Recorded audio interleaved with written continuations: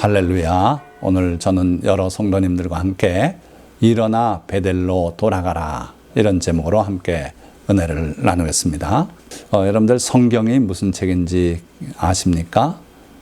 다 아실 텐데 한번 정리해 보면 성경은 하나님이 누구신가를 우리에게 이야기해 주는 책이고, 또 둘째로는 사람이 어떤 존재인가를 말해주고 있고, 그리고 셋째로는 그 사람이 살아가야 할 길이 과연 무엇인가, 이 세 가지를 보여주는 책이라고 하면은 대충 맞을 것 같습니다.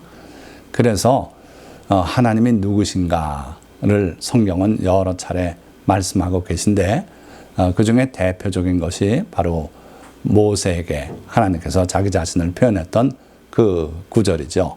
출애굽기 3장 6절 하반절을 보면 아브라함의 하나님, 이삭의 하나님, 야곱의 하나님이다.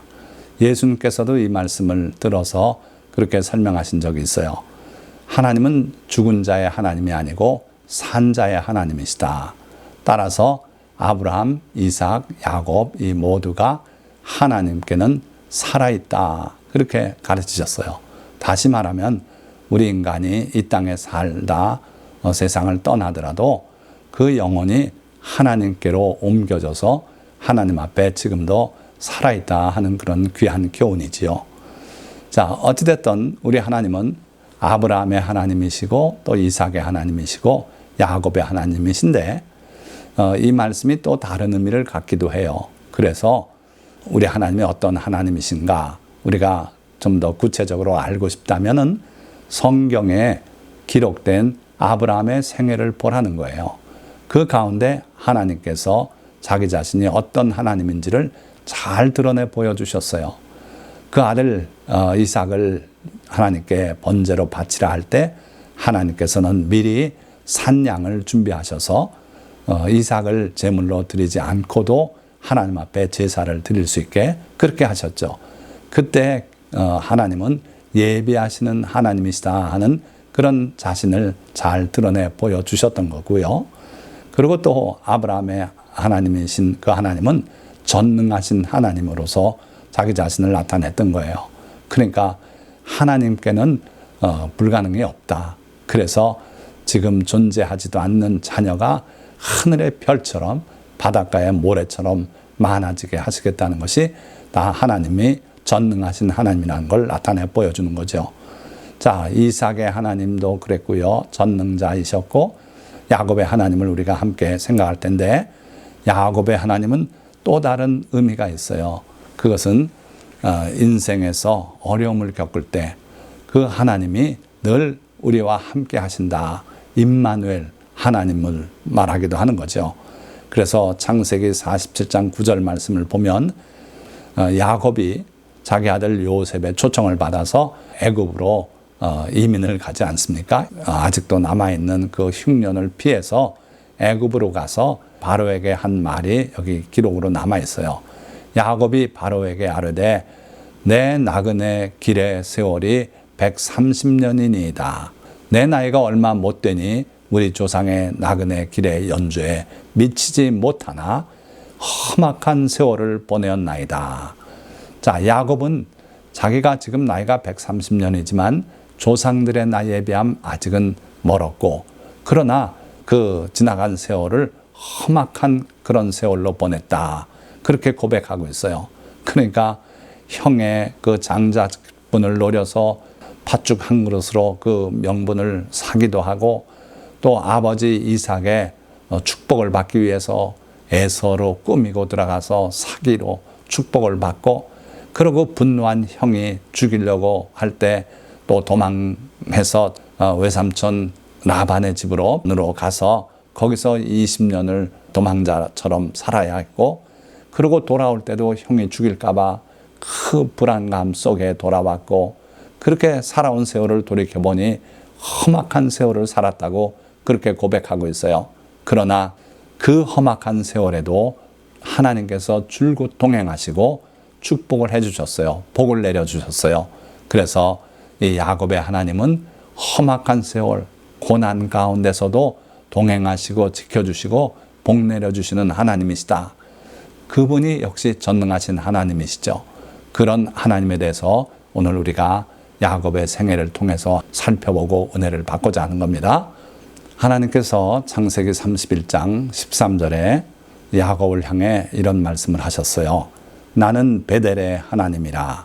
내가 거기서 기둥에 기름을 붓고 거기서 내게 서원하였으니 지금 일어나 이곳을 떠나서 내 출생지로 돌아가라. 자, 하나님은 자기 자신을 성경을 통해 여러 가지 면으로 잘 나타내고 계세요. 그래서 나는 전능한 하나님이다 말씀하시기도 하고 나는 베델의 하나님이다. 베델을 가리켜서 하나님을 나타내기도 하셨어요. 자, 오늘은 그래서 야곱의 생애에 베델의 하나님으로 나타나신 그 하나님에 대한 은혜를 함께 나누고자 하는 겁니다. 하나님께서는 야곱이 자기 형 에서를 피해서 도망할 때 광야에서 홀로 돌베개를 베고 잘 때 그에게 나타나셨어요. 나타나셔서 야곱과 동행할 것을 약속하시면서 무사히 돌아오게 하시겠다 하셨죠. 그때 야곱이 놀라서 깨어 일어나서 하나님께 감사하는 뜻으로 자기가 베고 있던 그 돌베개를 세워서 기름을 붓고 그러고 장차 이것이 하나님의 집이 될 것입니다.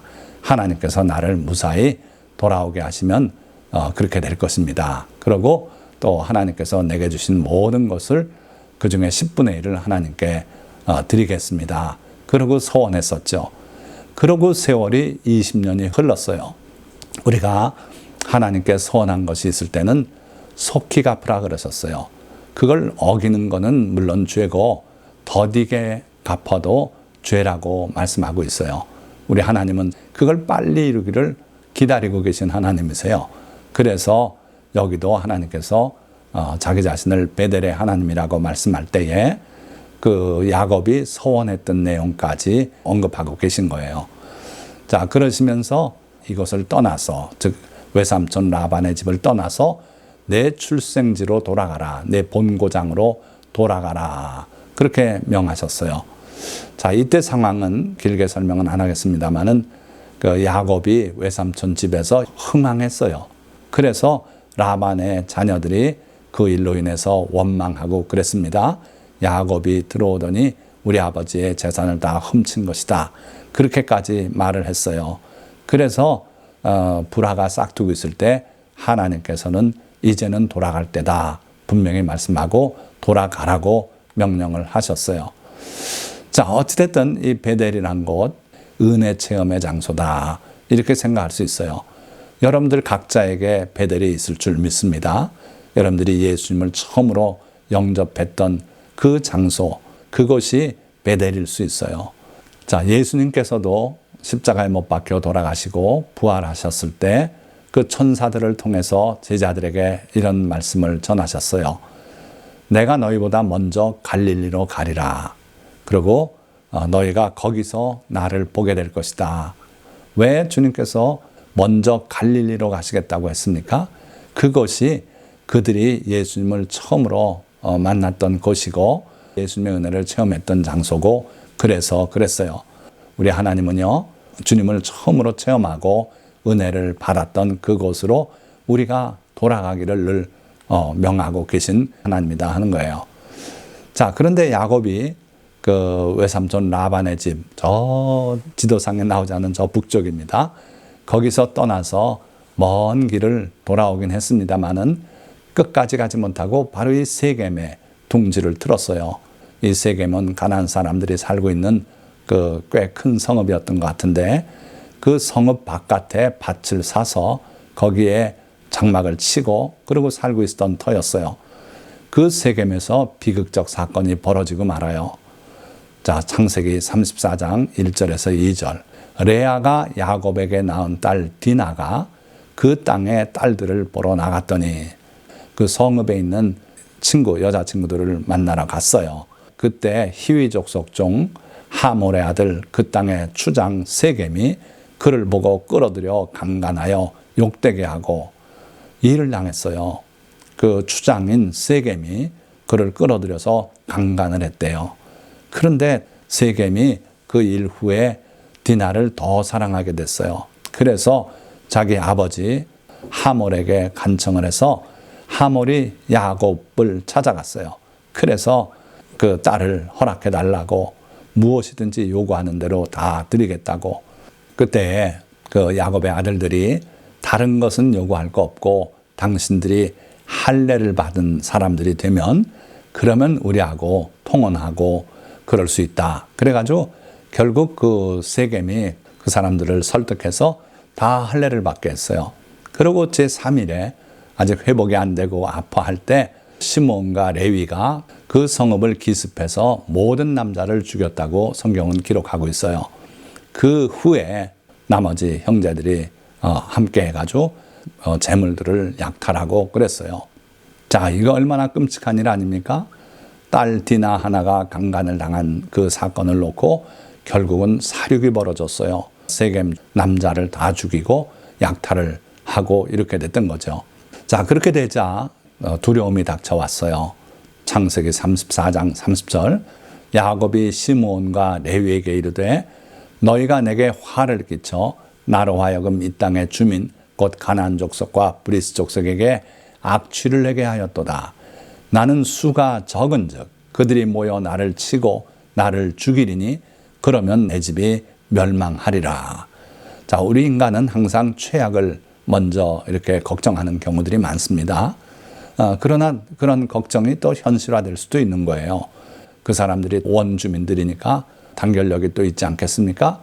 그래서 다 모여와서 나를 치면은 우리 집은 망하는 거다. 그렇게 두려워 떨게 됐어요.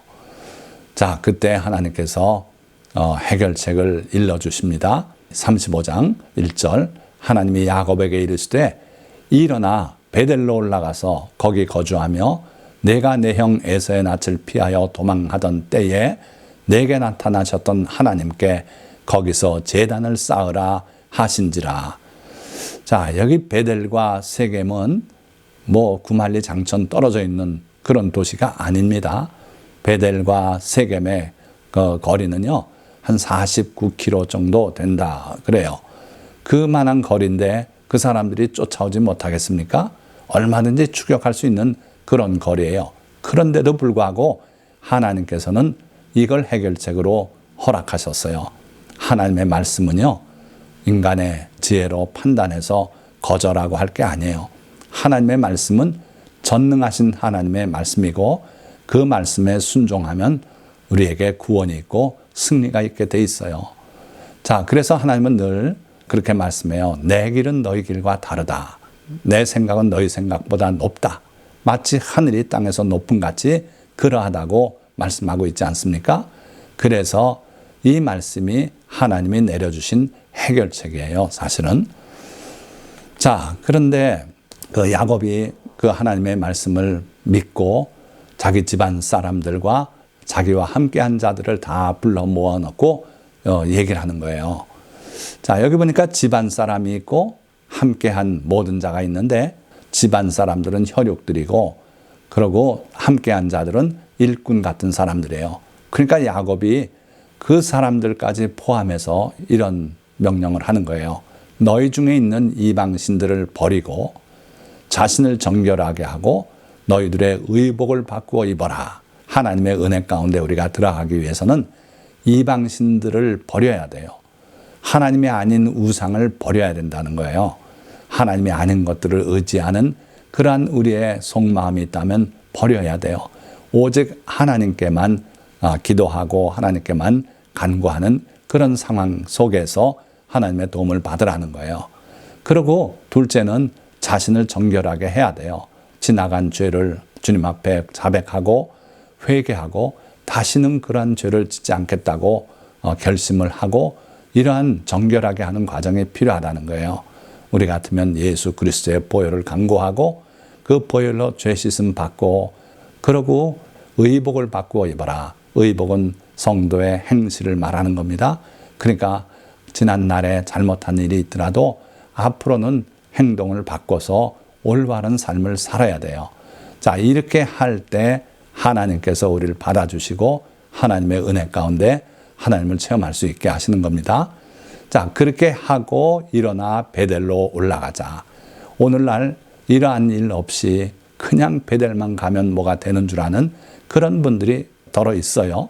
그래서 이름 있는 기도원에만 가면 문제 해결이 되는 줄 알고, 또 이름 있는 목사님께 안수기도만 받으면 복이 절로 오는 줄 알고 그러는 분들이 있는데, 그렇지 않다는 거예요. 첫째는 하나님 아닌 것을 의지했던 것은 다 내버리고, 그리고 회개하고 죄를 용서함 받고, 그러고 착한 행실로 우리의 삶이 바뀌어져야 돼요. 그러고 하나님께 의지하고 간구하면은 하나님의 복이 오는 거예요. 자, 그래서 그렇게 하고 베델로 올라가자. 내 환난 날에 내게 응답하시며 내가 가는 길에서 나와 함께 하신 하나님께 내가 거기서 제단을 쌓으려 하노라. 하나님께 제단을 쌓고 성전을 짓고 예배를 드리고 하는 일은 다 이와 같은 일이 전제가 돼야 돼요. 그래서 지금 야곱이 그 집안 사람과 함께한 모든 자에게 담대하게 자기의 뜻을 전하고 있는 거예요. 참 감사하고 다행스러웠던 것은 이 모든 분들이 결국 야곱에게 순종을 했어요. 그래서 그들이 자기 손에 있는 모든 이방 신상들과 자기 귀에 있는 귀고리들을 야곱에게 주는지라. 자, 귀고리, 이 금으로 만들었겠죠. 이것들은 뭐가 잘못입니까? 모아서 녹여서 금덩어리로 해서 주머니에 차고 가면 도움이 될 텐데 야곱은 그렇게 안 했어요. 야곱이 그것들을 세겜 근처 상수리 나무 아래에 묻고 그들이 떠났으나 놀라운 현상이 이제 나타나요. 하나님께 이렇게 결단을 보여드리고 하나님 아니면 우리가 살 수 없다는 그러한 마음으로 출발할 때 하나님이 그 사면 거울들로 크게 두렵게 하셨으므로 야곱의 아들들을 추격하는 자가 없었더라. 자, 아까 그 거리가 한 49km 된다 그랬으니까 따라오면 얼마든지 따라오고, 그리고 또 그들이 길을 갈 때 공격하면 더 급습하기가 쉽지 않겠습니까? 그런데 하나님께서 그들의 마음에 크게 두려워하게 하셨대요. 그래서 그 사람들 생각에 이야, 저 지독한 사람들이다. 건드리면 우리도 큰 피해를 입는다.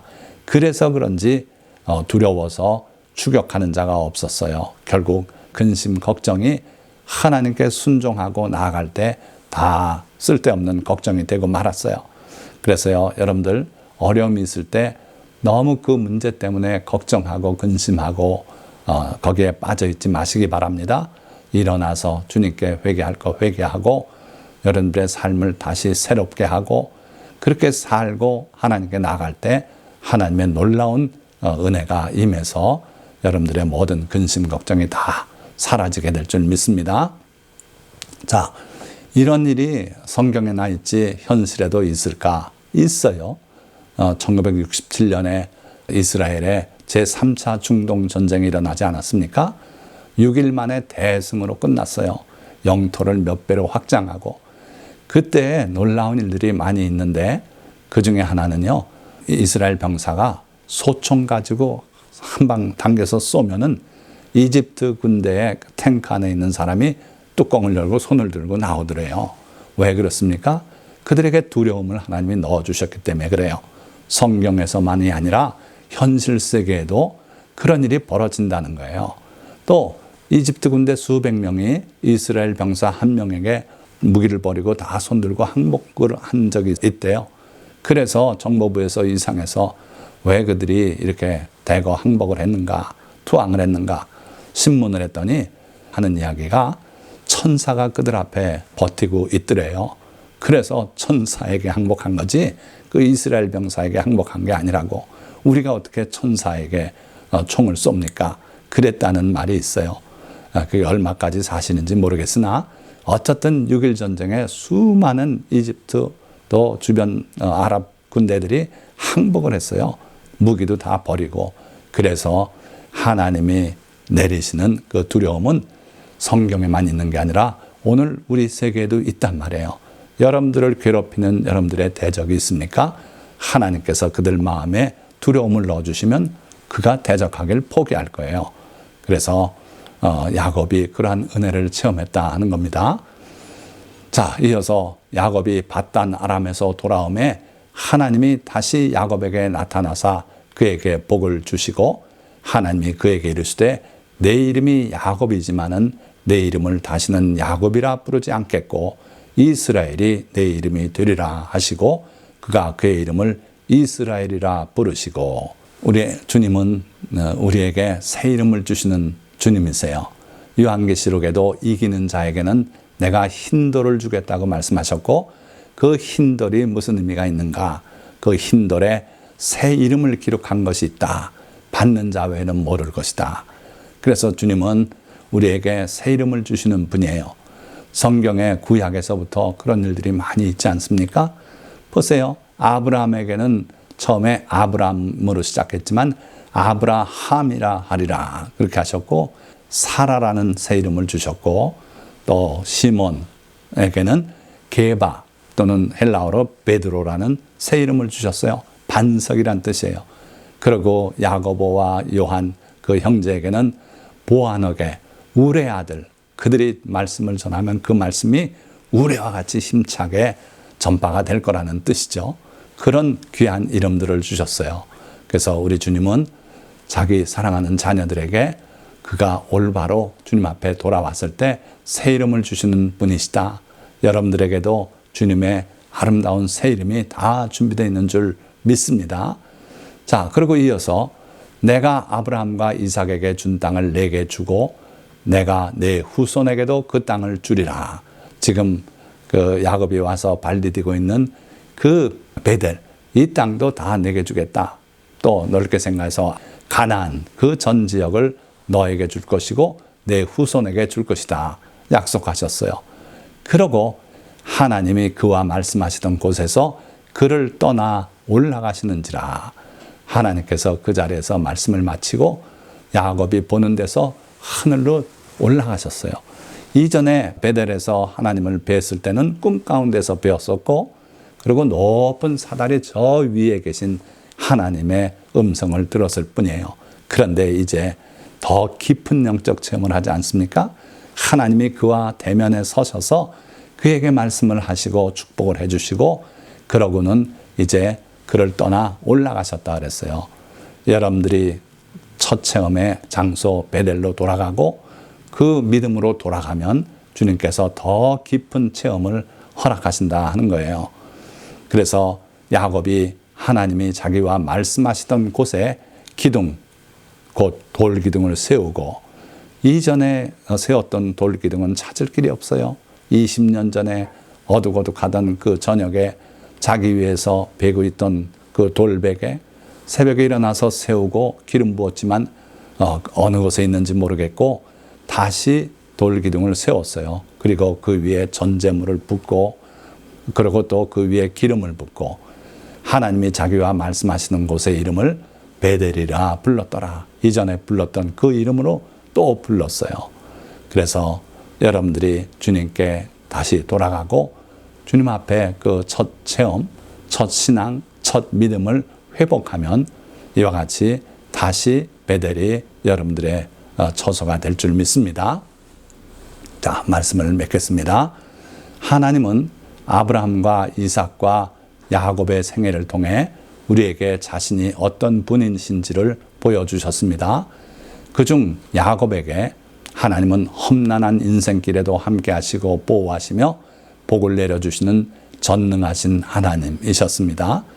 그 하나님은 고향을 떠나 밧단 아람으로 도망하는 야곱에게 나타나셔서 동행과 보호를 약속하셨고 후에 세겜에서 위기에 빠졌을 때 다시 나타나셔서 베델로 돌아가라 명하셨습니다. 야곱이 순종하고 베델로 돌아갔을 때 하나님은 그에게 은혜를 회복시켜 주셨고 복을 내려 주셨습니다. 힘들고 어려운 상황을 만나셨습니까? 좌절하지 말고 은혜 체험의 장소 베델로 또 갈릴리로 돌아가십시오. 거기서 주님은 우리를 만나 주시고 은혜를 회복시켜 주실 것입니다. 할렐루야. 기도드리겠습니다.